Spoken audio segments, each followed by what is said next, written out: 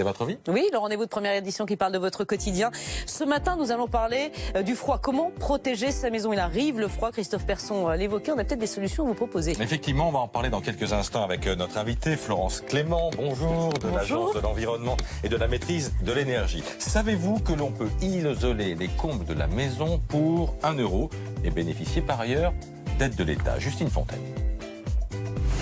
Pour faire des économies d'énergie, Patrick a décidé de refaire l'isolation de ses combles. Il espère gagner quelques degrés de chaleur dans sa maison. Comme il s'agit d'une vieille maison et l'isolation des combles existantes au départ était un petit peu légère, je me suis dit que c'était l'occasion. Patrick bénéficie du pacte énergie-solidarité qui permet aux ménages modestes d'isoler les combles pour 1 €. L'opération est simple. En 1 heure, les techniciens déposent une simple couche de 30 cm de laine de verre. La chaleur monte, donc isoler les combles, c'est le premier point à traiter dans une maison. Une bonne isolation de combles permet d'économiser jusqu'à 25% de l'énergie consommée dans une maison.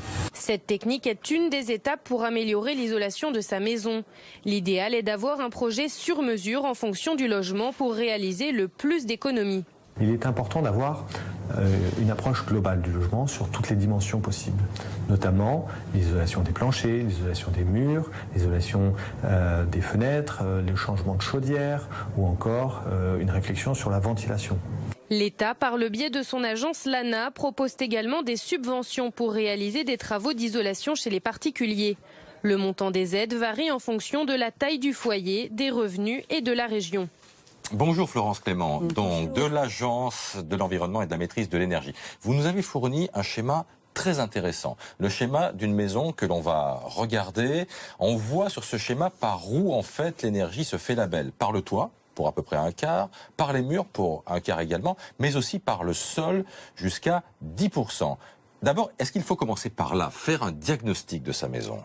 Alors c'est en effet toujours ce qu'il y a de plus important à faire, parce qu'on vit dans une maison, on a toujours l'impression qu'on connaît bien sa maison. En fait, pas toujours. On n'a pas toujours identifié pourquoi il y a des problèmes. Par exemple, sur toutes ces infiltrations d'air, vous avez vu sur ce schéma, ça peut représenter quand même 20 à 25% des pertes d'énergie. Et on a souvent tendance à minimiser toutes ces infiltrations d'air. Par exemple, on a une cheminée ouverte et on ne sait pas que finalement c'est un gouffre d'air froid. En fait, quand la cheminée ne fonctionne pas, l'air s'infiltre dans la maison, il s'infiltre partout, par les portes, par des petites interstices toutes petites dans la maison. Et ça peut être très important de diagnostiquer avant de démarrer les travaux, ce qui est prioritaire. Voilà. Et les fenêtres, c'est pas toujours ce qu'il y a de prioritaire. Non, mais d'ailleurs, oui, les parce fenêtres. que c'est ça, effectivement, le réflexe. Mais, voilà, parce que c'est 10 à 15%. Moi aussi, j'étais assez surprise. On dit qu'il faut changer les huisseries pour gagner des degrés. C'est pas forcément le cas. Il faut commencer par quoi?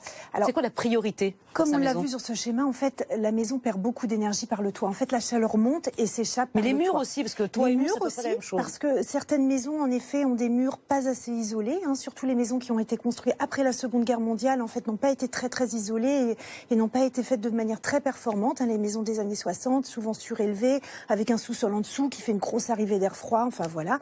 Et donc c'est très important, déjà dans un premier temps, d'isoler le toit. C'est pas là que ça va coûter le plus cher.